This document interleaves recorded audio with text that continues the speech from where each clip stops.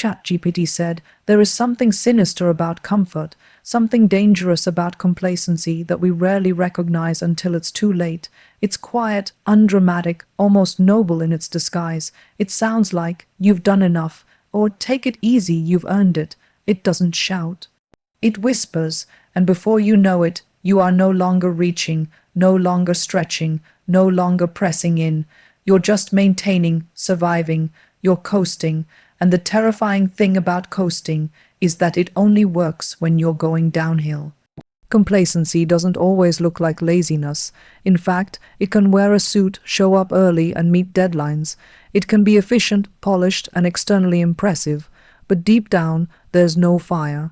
No ache for better, no holy discontent. That's what makes complacency so dangerous. It doesn't come at you like failure. It comes dressed in just enough success to make you feel safe, and safe is where dreams go to die. Most people don't lose their edge in a moment. They don't wake up one morning and throw away everything they've built. It happens slowly, inch by inch, decision by decision. It happens when you stop asking hard questions of yourself. When you start letting yourself off the hook, when your standard becomes other people's comfort level rather than your calling, you stop running your race and start walking in someone else's shoes. You start measuring your effort by the crowd's applause instead of your own potential. Complacency feeds on comparison. As long as you're doing more than the next person, you convince yourself you're doing fine. You point to their failures to justify your half-heartedness. You see others slack off and think, "At least I'm doing better than them." But what if your standard is broken? What if your assignment is higher, harder, holier?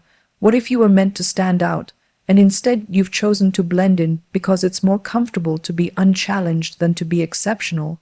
We are not meant to live as echoes of others. And yet, that's what complacency produces: copies, shadows, hollow versions of who we could be. It teaches us to fear risk and worship routine, to prefer predictable boredom over uncertain greatness, and so we shrink. We let our talent rust. We silence our convictions. We call it balance, but really it's bondage. There are few things more tragic than wasted potential, but wasted potential rarely looks like someone doing nothing. It often looks like someone doing just enough. Just enough to look busy, just enough to avoid criticism, just enough to check the box and go home. But the calling on your life was never meant to be checked off. It was meant to be carried like fire in your bones. And fire doesn't rest in comfort, it consumes. The danger of complacency is that it turns high standards into past achievements. You stop pursuing growth because you've already grown. You stop pushing deeper because you've already gone deep. You stop asking, "What more can I become?"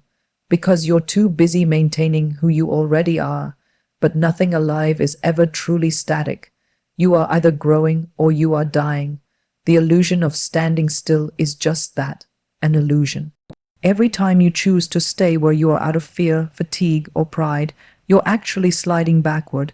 And sometimes the scariest thing is not falling off a cliff, it's sinking slowly in silence while everyone claps for how stable you look. Complacency is deceptive because it often comes after seasons of great success.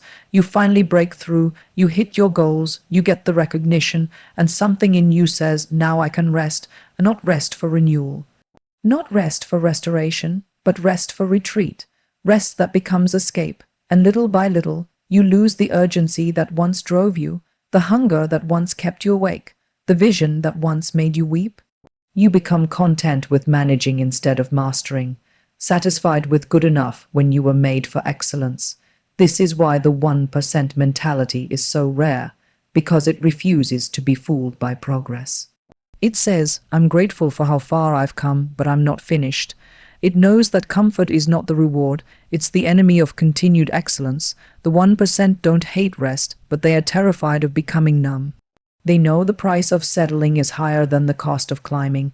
They live with a sacred dissatisfaction, not bitterness, not discontentment, but a burning belief that there's always more inside of them that the world hasn't seen yet. And they won't stop until it's out. You don't drift into greatness, you choose it, you fight for it, and you war against anything that would lull you to sleep. Complacency doesn't knock on the front door. It sneaks in the back, usually disguised as peace, but make no mistake, It is a thief. It steals momentum. It steals passion. It steals purpose. And worst of all, it lets you keep your reputation while robbing you of your destiny. Some people will never become who they were born to be simply because they stopped asking themselves the hard question, am I still growing? They hide behind excuses, behind comfort, behind the applause of a crowd that doesn't know who they could have been. And the saddest part, most will never know what they missed, because they'll die thinking they did well, when all they really did was stop early. They crossed a line, but it wasn't the finish. It was just a resting point they mistook for the end. So if there's any ounce of fire left in you, any memory of who you were called to be before fear or fatigue got a hold of you, listen to it. Let it break your heart again. Let it wake you up, because the cost of complacency isn't just your progress, it's your purpose. And it will never feel like failure until it's too late to change, for discipline isn't glamorous, it doesn't sparkle, it doesn't show off, it's the quiet work that no one claps for, the hidden grind, the invisible fight, and that's what makes it rare, because it demands everything and promises very little in the beginning. In a world obsessed with instant results and shortcuts, discipline stands alone as the long road, the hard road, the road most people glance at and turn away from. But those who walk it, truly walk it, are the ones who leave a mark that time cannot erase. People often speak of motivation like it's enough, as if being inspired today will carry you through the war tomorrow. But discipline doesn't need permission from your feelings. It doesn't check the weather before it begins. It doesn't ask if you're in the mood. Discipline shows up. It gets up when it's tired. It works when it's ignored. It keeps going when it's not applauded, because discipline isn't about feeling. It's about choice. And that kind of choice, day after day, is what separates those who dream from those who do. The rare road of discipline is narrow because it costs more than most are willing to pay. It costs comfort, it costs convenience, it costs the right to make excuses. When you choose discipline, you are choosing pain on purpose. You are choosing to be uncomfortable when you could be at ease. You are choosing to be misunderstood when others are applauded, because discipline doesn't always look impressive. It often looks like sacrifice, like turning down something good for the sake of something greater. Like staying in when others go out, like pushing through when everything in you screams to stop. Discipline is a form of self-respect. It's you saying to yourself, I will not waste what I've been given. You may not have the most talent. You may not have the loudest voice or the biggest platform. But if you have discipline, you have something most people will never possess. Because talent might open the door, but only discipline keeps you in the room. Inspiration fades, hype dies, but discipline endures. People look at the disciplined and think they're just wired that way, as if it's easy, as if they were born with some magic formula for consistency. But that's the lie. The truth is, discipline is forged, not found.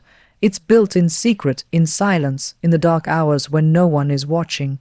It's formed in the moments when quitting would be justified, but you keep going anyway.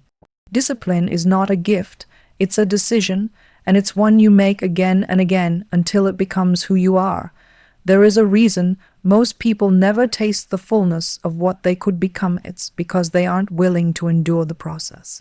The becoming hurts, the training breaks you, the repetition wears you down, but what you don't realize is that every time you choose discipline, you are reshaping yourself.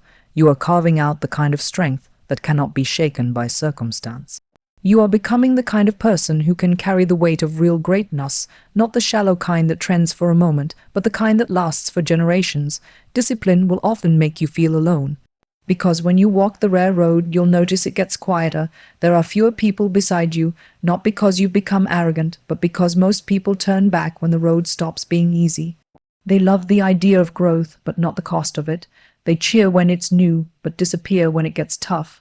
But those who endure, who press forward despite the silence, they understand something deeper. They know that greatness is not built in the noise. It is built in the trenches, in the early mornings, in the sleepless nights, in the thousand small decisions no one ever sees. You will not always feel like showing up. You will not always feel like pushing through, but discipline doesn't ask if you feel like it. It only asks, will you obey your purpose or your feelings? Because your feelings are liars. They change with the wind. They betray you in the moment, but discipline reminds you of what you said you'd do long after the feeling is gone. There is a weight to this path, yes, but there is also beauty, a strange, sacred beauty in doing the hard things, in denying yourself for something greater, in becoming the kind of person who can be trusted, not just with tasks, but with legacy, because discipline produces character, and character is what remains when the applause fades. When the doors close, when no one is watching, most people won't choose this road, and that's okay. It's not for everyone. It's for the few, the ones who are tired of being ruled by impulse, the ones who refuse to let potential rot inside them, the ones who would rather bleed now than regret later. They don't walk this road because it's trendy. They walk it because something inside them burns too deeply to ignore. They have tasted the bitter sting of complacency and vowed never to go back.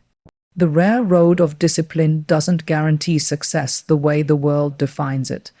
It may not always lead to wealth, fame, or recognition, but it will lead to impact, to depth, to a life marked by substance. And in a culture obsessed with speed and spectacle, that kind of life is more revolutionary than ever. Discipline isn't flashy, it doesn't trend, but it transforms. And if you want to live a life that means something, really means something, you'll have to decide if you're willing to take the road most avoid, the road that strips you of your excuses, your comfort, your pride, the road that breaks you and then rebuilds you stronger, the rare road, the hard road, the only road that leads to the kind of greatness worth dying for.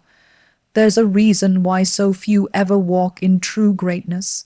It's not because they lack talent, opportunity, or intelligence. It's because they are unwilling to pay the price. They want the outcome, but not the offering. They want the crown, but not the cross. But sacrifice, true, consistent, painful sacrifice, is not optional for those who desire to live set apart. It is the standard, it is the floor, not the ceiling. And until sacrifice becomes your starting point, not your last resort, you will never know what you were truly capable of. We live in a world that preaches comfort like it's a birthright. You're told to protect your peace, maintain your balance, keep your life manageable. But the problem is, anything that grows beyond mediocrity will always feel unbalanced. Anything worth building will stretch you. Sacrifice will always appear unreasonable to people who are content with average, because to them, giving up anything that doesn't absolutely have to be given up feels extreme. But for those chasing something greater, those marked by a deeper sense of purpose, sacrifice isn't extreme, it's expected. You can't carry a vision and your comforts at the same time. Something has to die. And more often than not, it's your right to convenience, the right to quit when it's hard, the right to delay when you're tired, the right to escape when it doesn't go your way. Sacrifice is not about grand gestures that impress others. It's about the daily choices to do what must be done, no matter the cost. It's saying no to things others indulge in, not because they're evil, but because they get in the way of something holy. It's embracing limits when the world tells you to chase pleasure. It's living with a sense of urgency while others drift through their days. And here's the thing, sacrifice is lonely. When you really begin to walk this path, you will feel the weight of what others don't have to carry. You'll see people sleep while you study, you'll see them play while you press forward, and you'll wonder, why do I have to work this hard just to become who I know I'm supposed to be? But that question is part of the refining. Because what you sacrifice becomes what shapes you, and the higher the call, the higher the cost. People love to talk about success, but very few want to live the kind of life that demands sacrifice as its foundation. Because sacrifice means laying down the parts of yourself that are in conflict with your purpose, your pride, your comfort, your distractions. Sacrifice means showing up when you're discouraged, being faithful when you're unseen, staying the course when nothing around you validates the journey. It's a grind that doesn't always feel noble. It's often silent, often invisible, often uncelebrated, but make no mistake, it's holy, because it makes room for transformation. And transformation never comes without loss. There's a myth we've been sold that says sacrifice is seasonal, that you push hard for a while and then you arrive. but anyone who's built anything real, anything lasting, knows that sacrifice isn't a moment. It's a lifestyle. It's not something you do to get through a rough patch. It's something you choose over and over again, even when things are going well, especially when things are going well, because success is not a destination. It's just another opportunity to lay something down to reach higher. Every person who's done something meaningful has bled for it. They've given up time they'll never get back. They've turned down invitations, missed out on comfort, endured ridicule, wrestled with self-doubt, but they kept going, not because they were stronger, but because the vision inside them was worth more than what they had to give up. They were possessed by a sense of responsibility, a sense of calling that outweighed the temporary pain of sacrifice. The truth is, you cannot want what the few have and live like the many do. It's not possible. The results that inspire you are the fruit of disciplines and sacrifices that break most people, and until you are willing to let go of what is easy, familiar, and safe, you will never touch what is uncommon. You might get glimpses, you might feel moments of clarity, but you won't stay there, because staying requires cost. It always has, it always will. Sacrifice doesn't always mean suffering for the sake of suffering. It means alignment. It means adjusting your life to fit the weight of what you're carrying. It means counting the cost and still saying yes, and not just once, daily, when it's boring, when it's painful, when no one claps, when no one understands. Sacrifice doesn't need an audience to be real. It just needs your commitment. You have to ask yourself, what are you willing to give up to become who you were meant to be? Because if the answer is not much, then the result will be the same, not much. You will remain as you are, not because that's your limit, but because that's your level of surrender. Potential dies where sacrifice is optional. And too many bury their dreams not because they lacked talent, but because they refused to lay down their comfort. People say they want greatness, but what they mean is they want the feeling of greatness. They want the respect, the platform, the impact. But greatness never comes cheap. It is forged in the quiet, when no one is watching, when everything in you wants to run, when the only thing that keeps you moving is a whisper that says, keep going, this matters. And if you listen long enough, if you stay surrendered long enough, you begin to realize that the sacrifice wasn't just a means to the end. It was the point. It changed you. It carved you into someone who could carry what you were asking for. Sacrifice isn't something we graduate from, it's something we grow deeper in. Every new level requires a new letting go, and the moment you stop sacrificing, you start settling, you start drifting, you start dying slowly. Because we were not built for passive living, we were built to be poured out, not wasted, but willingly spent for something that matters. So, no, sacrifice is not an ad. On to the journey, it is the journey. It's not the exception, it's the expectation, the standard, the way of the few who dare to live for more than themselves, those who understand that every yes to purpose is a no to something else, and they say yes anyway. Even when it hurts, especially when it hurts because they know nothing worth building comes without blood.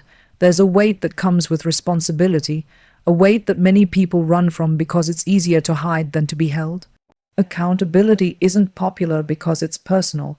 It strips away your excuses, confronts your inconsistencies, and demands that you be honest about what you say you want and how you actually live. Most people like the idea of growth, but they hate the discomfort of being challenged. They say they want to change, but not if it requires correction, not if it exposes the gap between their potential and their choices.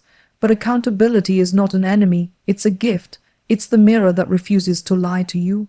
The voice that won't flatter you into mediocrity. The friend that won't let you settle for less than what's inside you.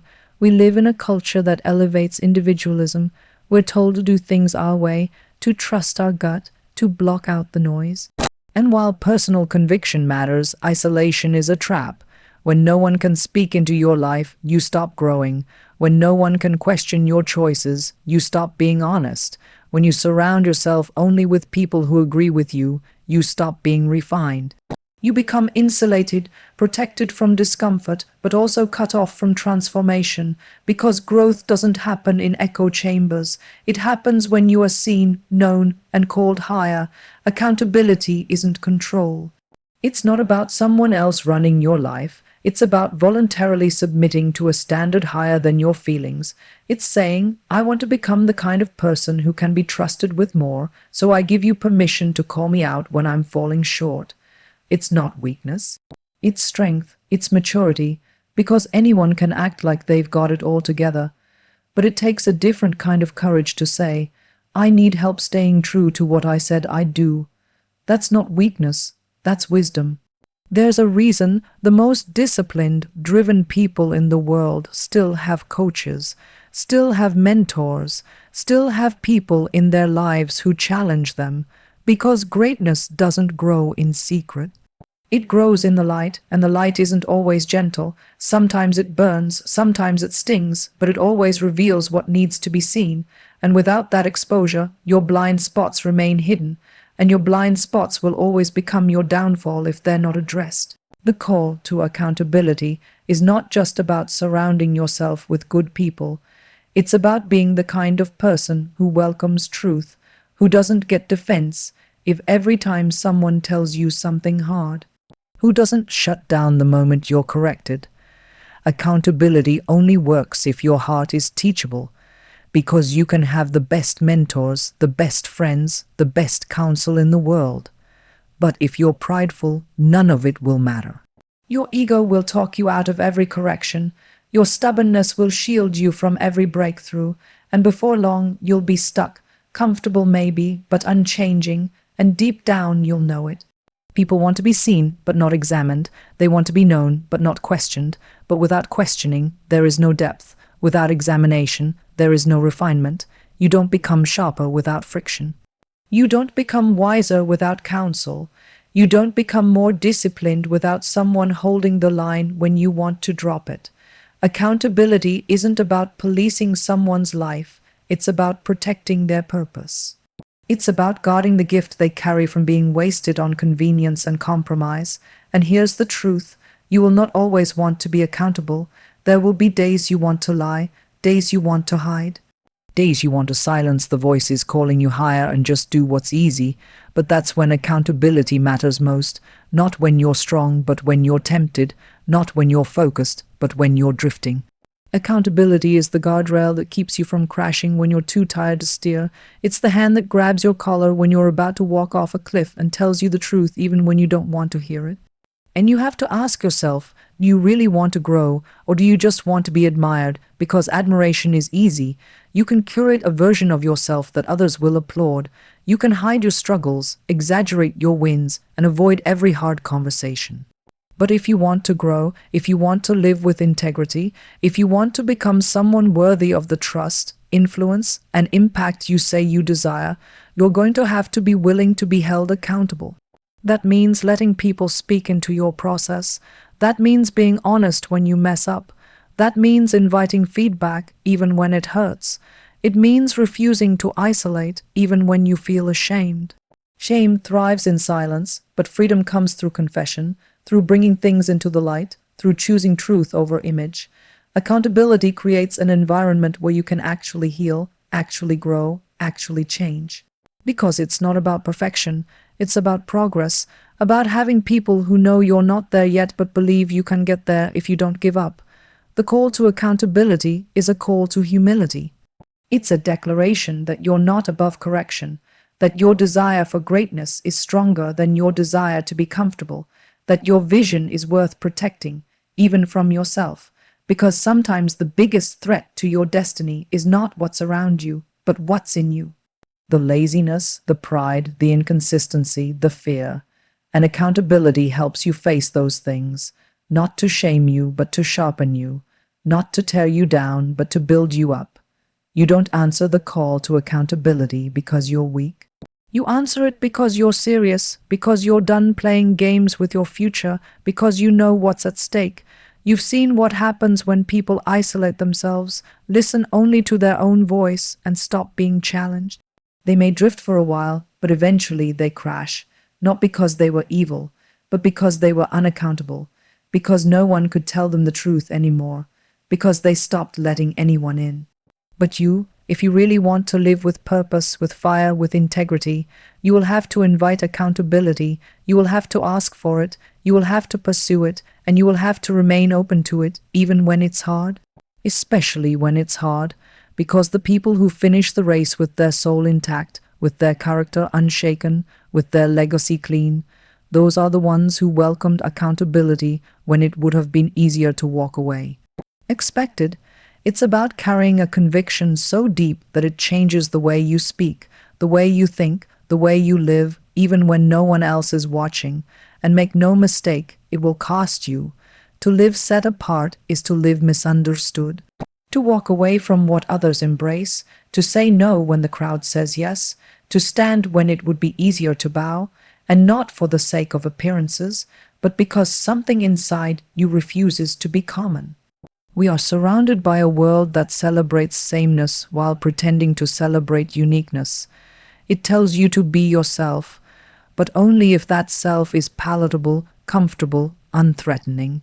When you start to live with deeper standards, when you begin to make decisions rooted in discipline and truth and long-term purpose, people start getting uncomfortable, not because you're judging them, but because your life starts to shine a light on theirs. Your consistency becomes a mirror, your focus becomes a challenge, your refusal to compromise becomes a quiet rebuke, and some people won't know how to handle that. Some will distance themselves, others will mock. A few may try to pull you back down, but the truth is, being set apart will always cost you popularity before it brings you peace. To be set apart means that your values are not dictated by trends.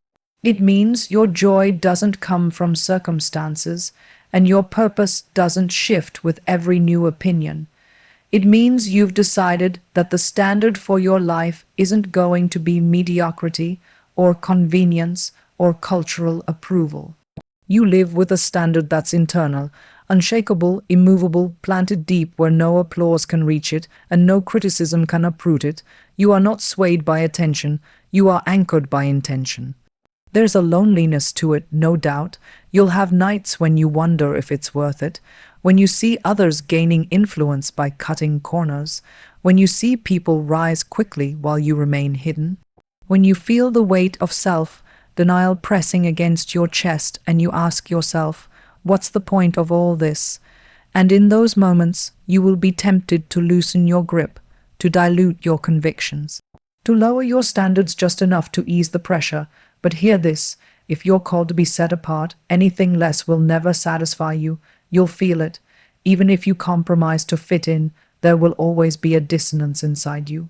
A quiet, gnawing ache that reminds you, you weren't made for this. Because when you've tasted purpose, everything else feels hollow. When you've glimpsed what it means to live fully aligned with who you were created to be, you can't pretend that noise is music. You can't force yourself to be entertained by distractions. You can't numb yourself enough to silence the calling. And that's why being set apart is not a moment. It's a mindset. It's not about one big decision. It's about the 1,000 small ones no one sees. The decisions to rise early, to stay humble, to serve when it's inconvenient, to keep your word, to train when you'd rather rest, to tell the truth when lying would be easier, to choose character over comfort every single time. Living set apart means you're not living for the now, you're not obsessed with instant gratification, you're building a foundation meant to last, a legacy that outlives you, and that means you carry your life like it matters. You don't waste time, you don't play with distractions, you don't entertain temptations that strip you of power, because you know the value of what you carry, and when you understand the weight of your calling, you stop flirting with what could destroy it. But you don't do it in pride. You do it in reverence, in humility. You know how easy it is to fall, how quick a moment of compromise can undo years of discipline. That's why being set apart doesn't make you arrogant. It makes you sober. You carry your choices carefully. You guard your heart fiercely. You fight daily not to be better than others, but to be faithful to the responsibility you've been given. And in that fight, you will grow stronger. Not loud, not flashy, but deeply, inwardly resilient, the kind of strength that doesn't come from public victories, but from private battles. People may not understand your decisions. They may say you're too intense, too committed, too extreme. Let them talk. You weren't born to blend in with the crowd. You weren't created to mimic the noise around you. You were meant to live with clarity, with intention, with a fire that refuses to dim just to make others more comfortable. You're not here to impress, you're here to impact, and impact never comes from comfort.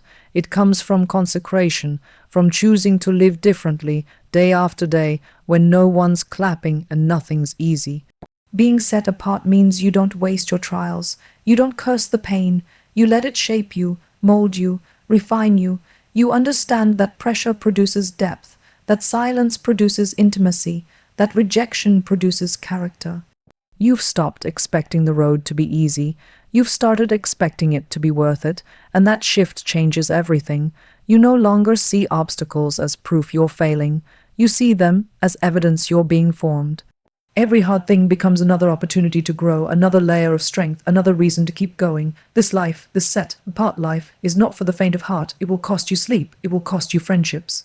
It will cost you comfort and casualness and control, but it will give you something greater, a sense of integrity that no applause can buy, a strength that no failure can break, a peace that no chaos can steal. You will not be perfect, but you will be consistent. You will not always feel strong, but you will remain faithful, because you're not walking this road to be seen. You're walking it to become who you are meant to be.